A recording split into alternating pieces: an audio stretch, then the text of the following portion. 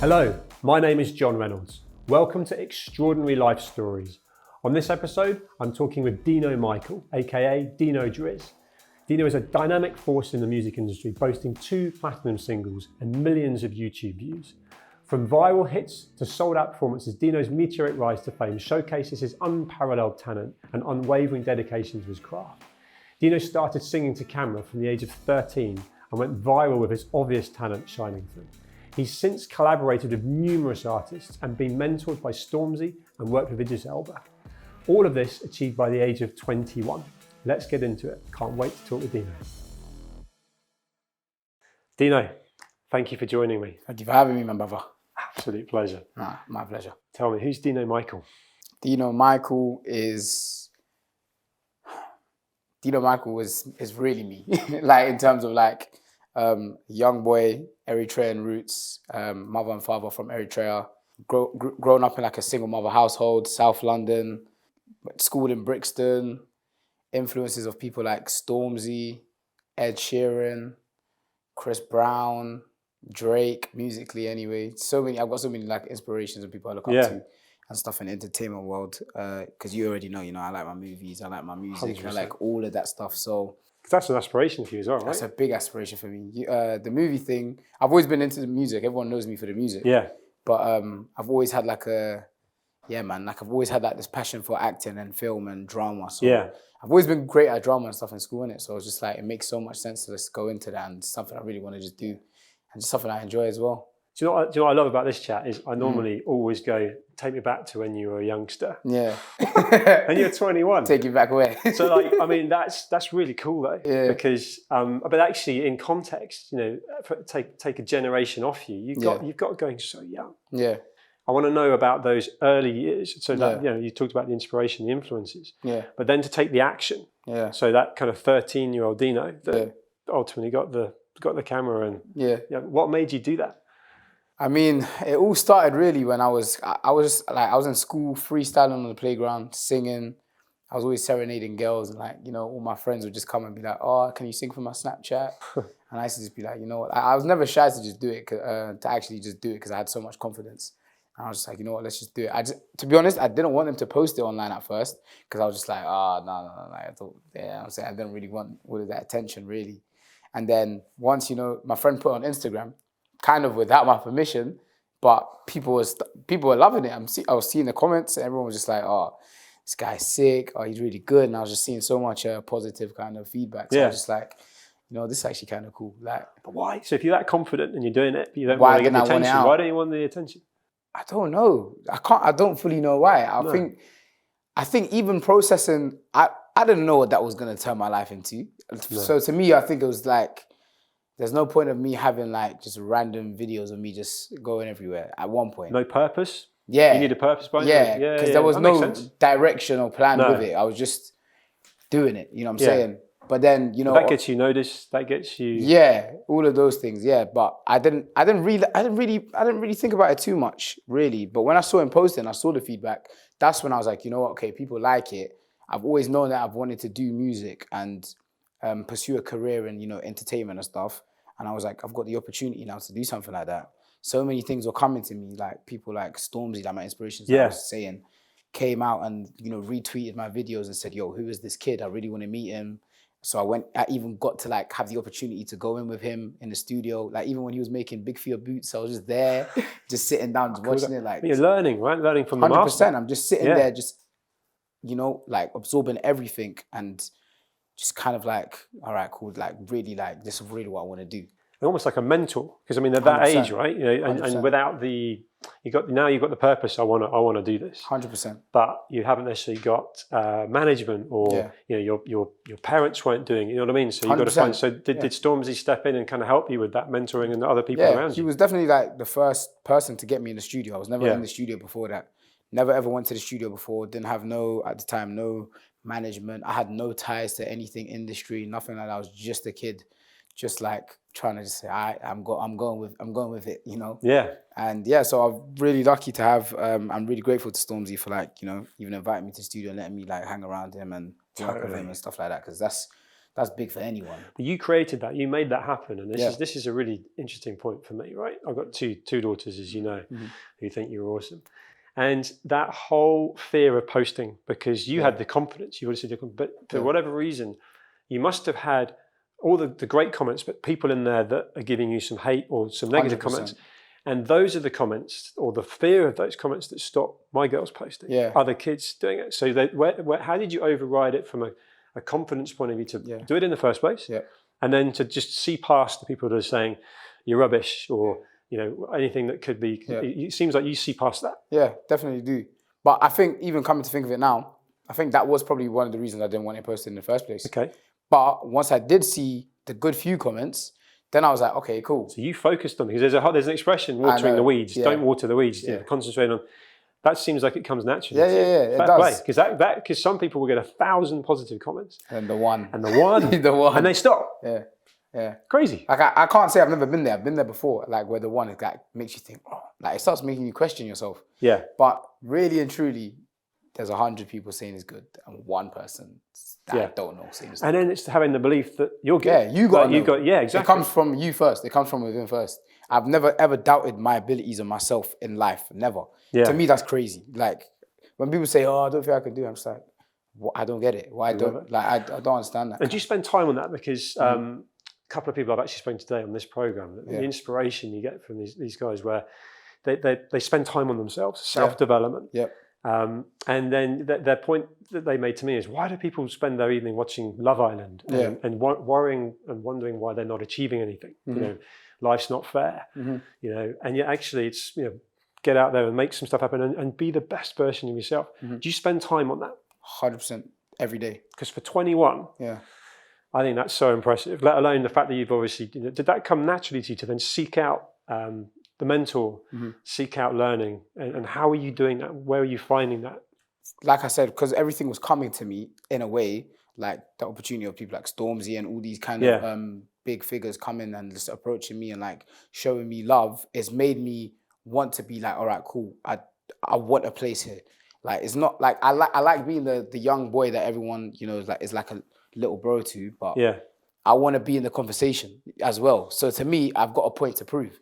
It's like, I know I'm just as good. I know I've got the capabilities to do it. So it's 100%. Like, I'm just so like fixated on just doing it and just making my dreams happen. Because I don't want to live this life and not achieve what I want to achieve. No. Like, I can't live like that. I can't. I don't want to live with myself knowing I could have tried. If I tried, I could have done it. Like, I can't live like that. And that's one thing I don't want to do. So many people do. I know. And then potentially they find out through self-development or potentially something that's gone wrong, and then they focus on being a better version of themselves later in life, and then they realise what they could have done, and then they've got to live with that, right? Yeah. And I think a key part of that mindset is keeping physically fit. 100%. And I know that when we first met, you were really open about the fact that you'd struggled with your weight. Yeah. So talk to me about that as a journey, what you've done to then lose the weight, and whether there was a part of you that wanted to do that to get the mindset right as well, because it goes hand in hand. If you're physically fit, you're mentally fit. 100%. For me, with the whole the weight thing, I've always been a chubby, big kid. I've always been that guy. So did it bother you? Yeah, I'd say it did. I wouldn't say it's like a major factor or issue for me. I wasn't like, oh, I'm this guy, but naturally it's gonna make you be a certain way, personality-wise and stuff. That's because it's just what you are. I wasn't overly fixated on it. I don't think. Obviously, it was always a thought for anyone that's a bit self-conscious. It's always gonna be a thought. But it wasn't something I was overly thinking about too much, I would say. But I didn't like the way I was, and I honestly didn't want my health to go in a bad way, especially being that young as well. So I was just like, nah, I just need to fix up, and I need to like fix myself. And then even the stuff like reading, the stuff that you was talking about, like just reading and watching things and stuff to like self-improve. I'm always seeing things like, working out helps, this helps, that helps. So I'm just like, why not give it a go? And I wouldn't even say there was a day where like, I know for a lot of people it was like, I sat down and like, I saw myself in the mirror and thought, nah, it wasn't even that. I was just sitting down one day and I just thought, nah, I should go to gym. And from there, I just did it. You're the sort of person, when you come up with something, I just want to go for it. I just want to go for it. So I was like, you know what? Why not? So I started when I was like 19. I started to like eat better and stuff like that. Then last year I was hitting the gym, some days even twice a day. I was going to the gym daily, boxing every day, just eating clean. Even till now, I eat clean. I'm not the best. I'm not like a food guru or nothing. But I definitely like do my best to like be health conscious and stuff. Yeah. And yeah, but that's it. It's a conscious effort, right? It's a discipline, and it became a priority to you. It wasn't a priority to you before. Lost about 40 kilos doing it. Yeah, fair play. Fair play. So for me, that was a game changer. Fit. Thank you, man. Even now, I still want to do more. I need to, you know. But that's the thing, isn't it? It's the journey, right? Yeah, there's never going to be a moment where potentially you're going to look in the mirror and go, "I'm happy." But you just keep, and you've got to keep that consistency as well, which is a key part of, I guess, business and life. One of the things that I couldn't wait to bring up in this conversation is how we met. Yeah. We were at an investment business. Event, the Master Investor Show, and you stopped me, and I was bowling in a hurry, whatever, and I'm often the one that will stop someone. And I find that quite rare, and you can see the look when they stopped, and then it really leads to a conversation. But you stopped me. Yeah. You actually said, "Are you an actor?" Which is interesting because I know you've got aspirations to be there. So maybe there's a manifesting, like almost hoping I was an actor. Right? Yeah, maybe. But you stopped me. You wanted to talk to you, and then with having this conversation, what do you do? Which leads to this. 100%. I'm so impressed with that. Yeah. 21. You've gone to a Master Investor Show to see what's going on, see what the trends are, see who you might meet, and you're actually actively talking to people. Yeah. Doesn't feel like many 21-year-olds will do that, and it feels like the generation coming through that is lacking in empathy, lacking in sort of seeking opportunities where they're just ultimately potentially scrolling and so on, and that communication skills. Yeah. And it reflects as well how many collaborations you've done. Yeah. You can name a bunch of people now. I want to know how you've done that. It feels like you've put yourself out there. You've reached out and kind of gone, I like you, let's do something. Because that's working for you. 100%. Right?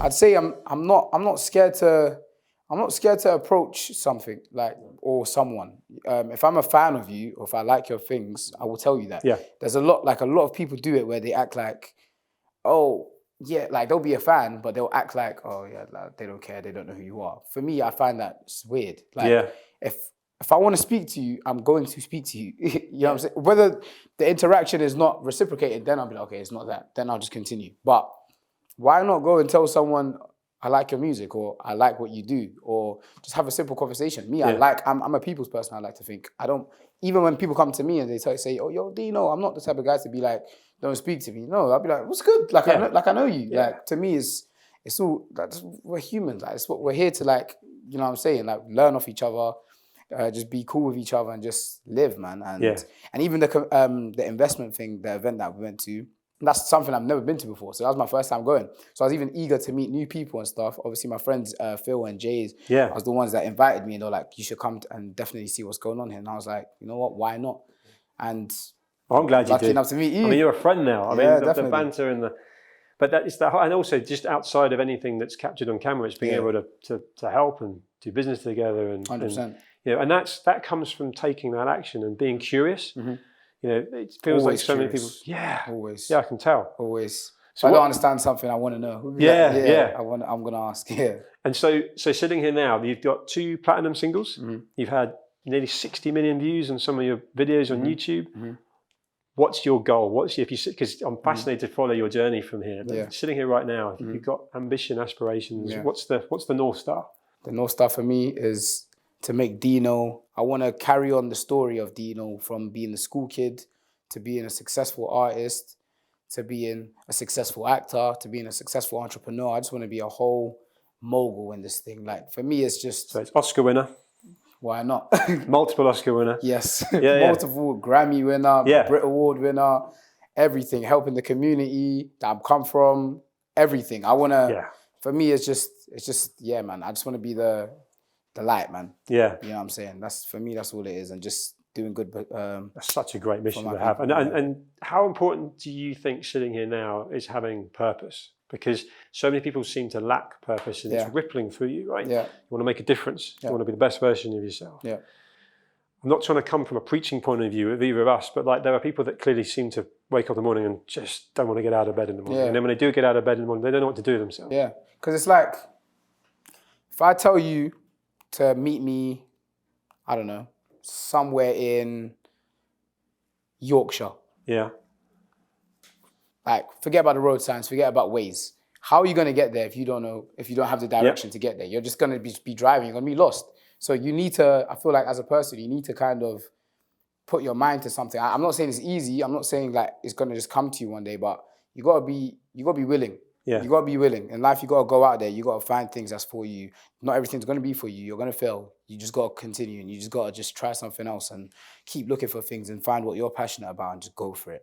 And make that your purpose and just enjoy it. And I guess the reality is if you're trying to get to Yorkshire and you're not trying to get there, just start walking. Yeah. And then it might be that you do something that gets you some money to catch an Uber for a bit of the way, and then someone gives you a lift. And then before you know, and then the last bit, you might be driving there. That's it. Or flying there. Flying. Yeah, no, I get literally. it. No, I love that. So it's taking action. It's just got to go for it. Yeah. Just got to go for it. Can't think too much. Even me, I find myself in places where I'm overthinking. You can't get in your head too much. It's easy to get in your head. So easy, but you just got to just ignore it and you just got to continue. Totally. So there's going to be loads of kids that look at what you've done already and are inspired by you. Mm-hmm.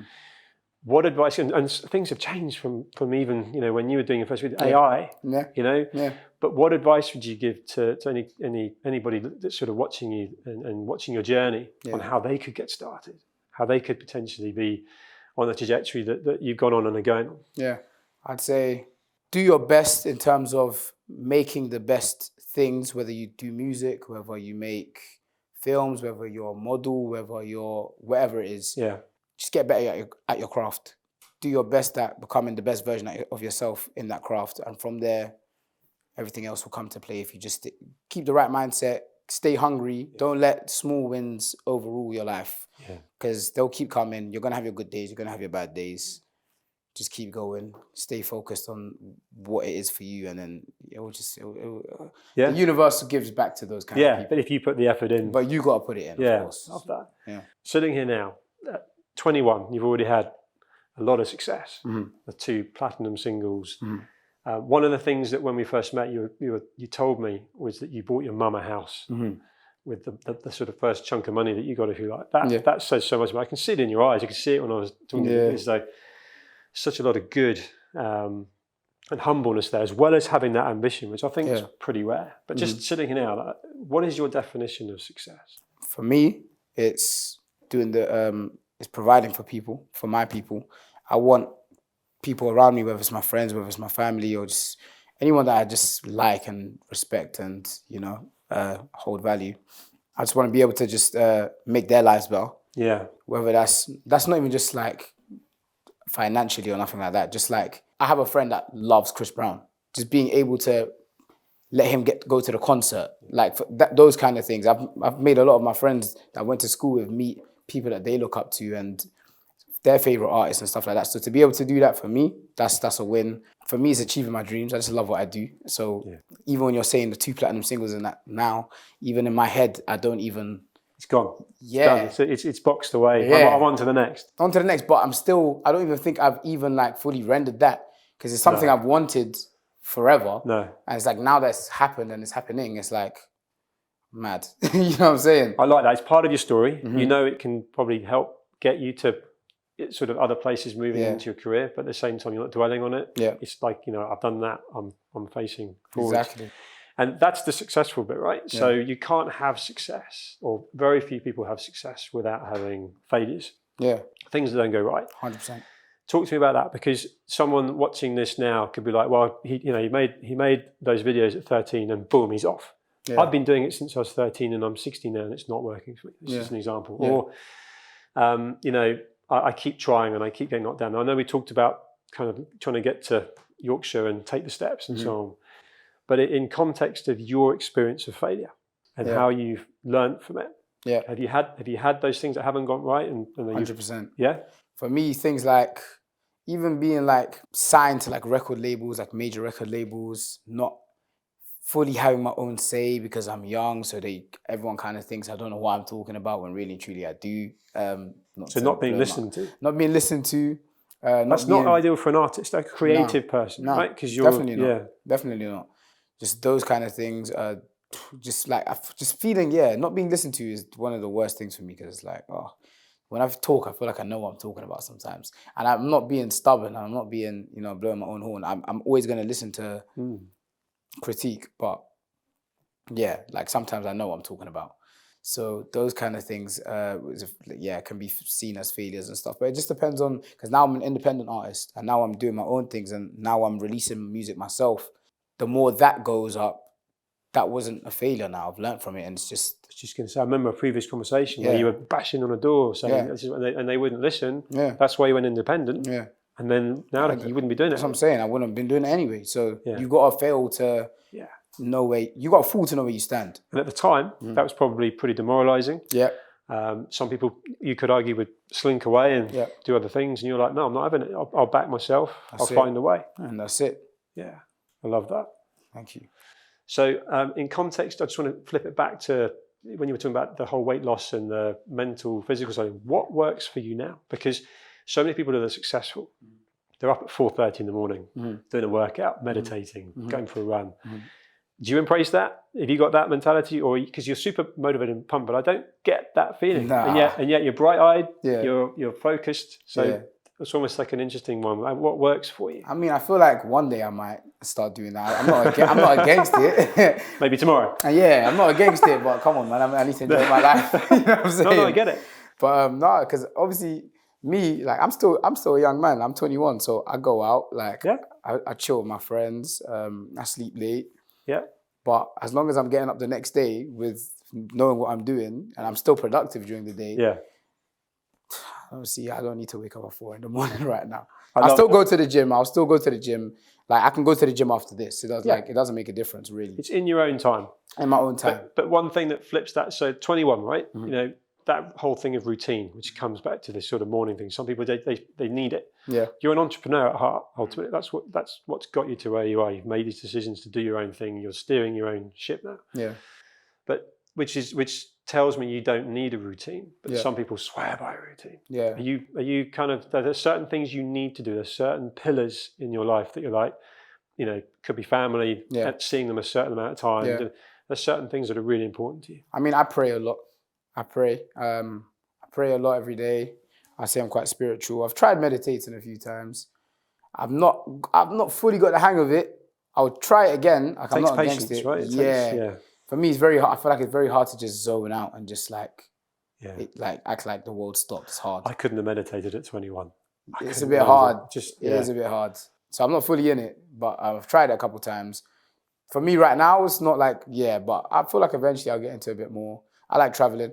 I feel like traveling is a good thing for me. It definitely gets me in better headspaces. I like learning things. So I like picking up new cultures and seeing the world. It's a big world we live in, man. A big world. So I just don't like being tied down to just being at home in London. Well, hence how we met. It feels like you will just keep putting yourself out of your comfort zone. And that's where the opportunity sort of is. That's where I get my thrill. Yeah. Yeah. I kind of find it fun. Yeah, I love that. So on that, sitting here now, who would you most like to collaborate with? Which artists that inspire you and you could almost do stuff with, work with? Who would they be? Ooh. I mean, I've worked with him before, writing a song together. Yeah. But actually on a song together, Ed. I feel like that'd be such a great collab. Me and Ed, like going back to back. Yeah, we'd make a So it'd be Ed Sheeran. Yeah, Ed Sheeran. Yeah, he's cool. He's the coolest. We've got to make that happen. Definitely. There might be a plan there, actually. Yeah? We'll see. Do you know Ed Sheeran? No, that's very cool. Yeah. That's very cool. So in context with Ed Sheeran, what would you actually do with him? Because he's got his own style, you've got your own style. Yeah. So blending that, you got an idea on that? How would you take that forward? Low key, yeah. I feel like if it's like pop mixed with like, the culture in terms of like hip hop and a bit of R&B, which Ed kind of does anyway. Yeah. But it would just be merging the two, like the kind of Gen Z youth kind of vibe with classic Ed Sheeran. And then we just have to blend it and make it just sound mad, greasy. Like that'd just be so sick. I love that. Yeah. Do you know what I'm picking up as well, which I love, is the opportunity to do that and the opportunity to ultimately achieve what you want feels like the purpose. You're not sitting here, and don't get me wrong, 21, right? So, I mean, you've probably got to want this, but it doesn't feel like it's all about the shiny things. No. You know what I mean? So you get that collaboration with you do your thing, and you're worth a fortune, and you've got your gongs and your... Yeah. How important is all the shiny stuff to you in context of the fulfillment and that kind of fulfilling the passion of what you want to do. The fulfillment and the passion side of things, 100%. That's what holds it. But like you said, I still like the shiny things. Yeah. Like, I like driving nice cars. I like wearing a bit of jewelry sometimes. I like wearing nice clothes. I like going out with my friends, just doing fun stuff. Yeah. So in those kind of aspects, it's lit. I like it. But it's definitely more about, everything else for me. Yeah. We talked about my two daughters knowing who you were, enjoying your music. Yeah. I wonder if this is because you started at 13 and literally at the age of 21, you're sort of still making music but moving to a different phase of your life. But it feels like every song that they put on, my girls put on, The Weeknd, Drake, cool songs, but it's every 10th word is swearing, right? Yeah.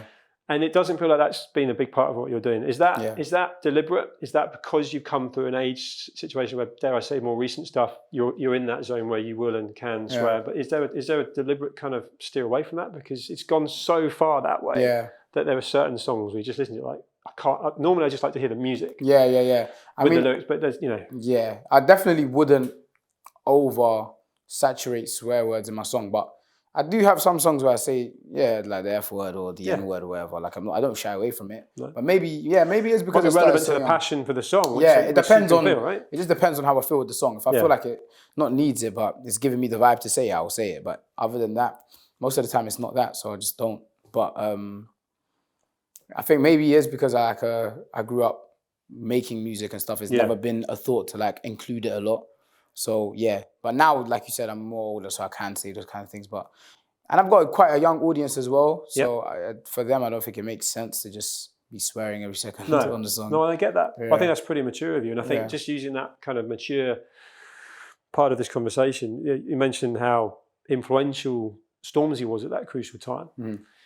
There's a feeling I'm getting from you even now where at a certain point you'll be an awesome mentor. And there's a part of you that would almost want to give back. Definitely.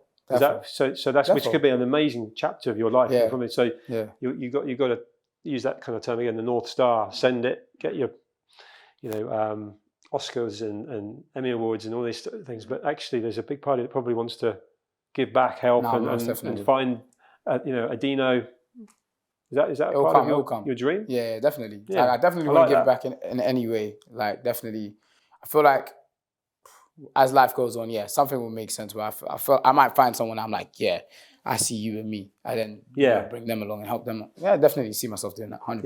100%. Because I think that whole inspirational side of things, again, back how we met, where you're reaching out, you're looking for people, that curious side of things. There's people that, dare I say, won't have that confidence. You used that word earlier. Would you actually say that that's probably the one thing that, of course, you've got to have the talent, but you have the confidence to do it. It feels like confidence is what stops people from doing stuff. And maybe you can then be the person that's 100%. Drawing that out of people and encouraging them. 100%. Yeah, I definitely tell someone, I still do it now, like with like my own siblings and stuff. Like I'll be like, come on, like you can do that. Where do you sit in the sibling hierarchy? I meant as in ages. But ages. I don't know what you thought I just asked you. I meant as in like, the oldest and the youngest. Who's the best child? Oh my God, no. We cause a massive family argument on the back of the program. No, I'm like the second youngest. Okay. Yeah, the second youngest. In my household is about four of us. I'm second youngest out of the four. But I've still got older sisters and stuff on my dad's side and stuff like that. Yeah. But in my immediate household, I'm the second youngest. I was just interested in that sort of curious part of my brain about the kind of mindset of competitiveness. I don't know whether you felt that. What, at home? Yeah. Nah. No? I don't know. Sometimes it can be competitive just with two brothers. But it's that that's what I'm talking about, competitive side of things. Nah. You haven't got that. Do you know, I've got a lot of sisters. Okay. So I'm kind of like the only boy, really. That's cool. I'm a one of one, So, yeah. And I don't know. I never look at stuff like that anyway. So, no. No. And the importance of family. I wanted to come back to that. You bought your mum a house. I want to know why you did that. It's my mum. Like, I get it. But a lot of people don't do that. That's my point. So they go and buy the Ferrari. They go and buy, fly their mates out on a jet. So that's what I mean. I get it. But tell me, there's obviously a bomb there. There's giving back at such a young age. I love my mum, so there's no way I can just do something and just live my crazy life and just have my mum just not involved in nothing. That's not happening. So, that's why I wanted to do it. I was like, come on, like if I'm winning, everyone's winning. Yeah. So it only makes sense. It's just obviously, yeah, no, I just love my mum, bro. Just gotta give it to my mum. No, I love it, and Yeah. that's the best answer you could give me. But I just, you know what I'm saying, right? How many people don't do that? I know. And I think that goes back to this whole thing, having got to know you, just the maturity, the fact that maybe it's because you got going at 13 and had that exposure to people like Stormzy at 15 and so on. But I absolutely want to be, wind in your sails, mate. I want to help you in any way I can. Just massive fan already, let alone what else are you going to do? And let's make Ed Sheeran happen. Let's go. Yeah? I'm ready. Super ready. Yeah. Well, thank you so much for talking to me. I could talk to you forever. But, yeah, 100%. you're a legend. Oh, man. Cheers, man. Thank you.